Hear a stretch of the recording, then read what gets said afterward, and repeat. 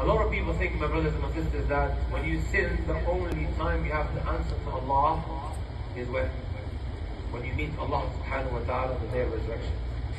Many people think that. However, my brothers and my sisters, there is a book that honestly has changed my life.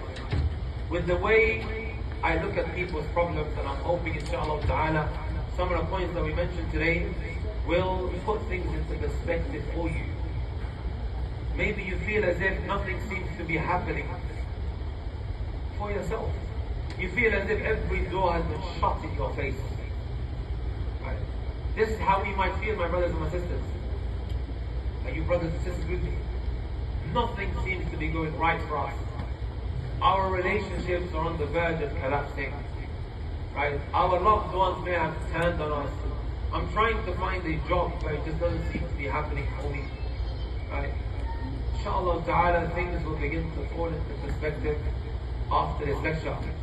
You know, a lot of the time, my brothers and my sisters, when we say, don't do this haram, don't have this haram relationship, a lot of us may think that, look at this guy, so backward-minded, Islam is so rough and tough, let me just hold on to liberal values of doing whatever I am entitled to doing, right?